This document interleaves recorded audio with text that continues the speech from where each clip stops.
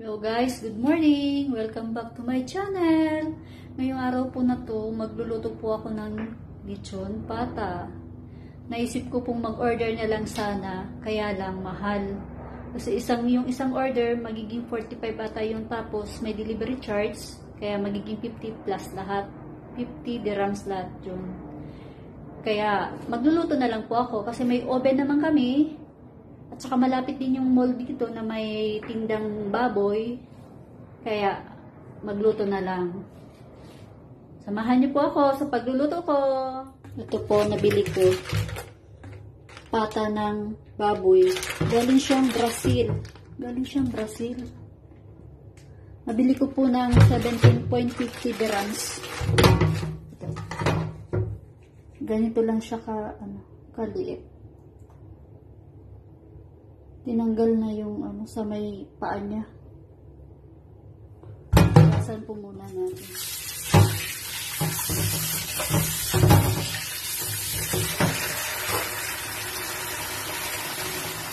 Ilalaga po muna natin yung pata ng baboy para lumambot.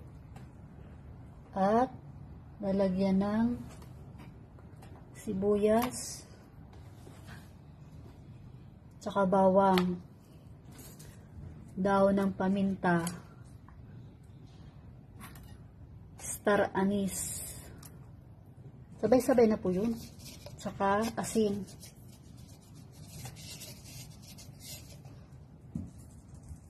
Wala po kaming pamintang bilog, pwede na din yung pamintang madurog na. Pakuluan po natin tsaka palambutin. Kumukulo na po. Hayaan lang natin na kumulo hanggang sa lumambot yung pata. Mga 1 oras. Ayan na po, malambot na. Matapos din sa paglaga, ang tagal ay. Tigas yung pata. Parang ilang years na siya. Ilipat po natin dito. Sasalang natin sa oven. Lagyan natin ng konting asin.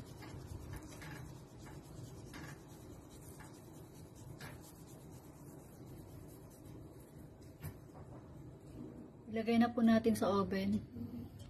Pwede din lutuin siya sa mantika. Kaya lang i-oven ko na lang para matanggal yung taba niya. Yung mantika. Kung sa kasi, kung iluluto natin sa mantika, to daming cholesterol niyan.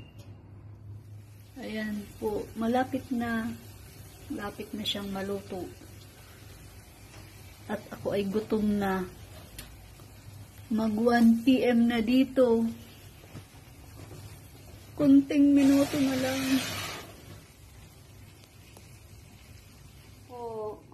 Luto na ang aking lechon pata. Ayan, makakakain na din ako. Salamat po. Kakain na ako. Maraming salamat sa panonood. Thank you.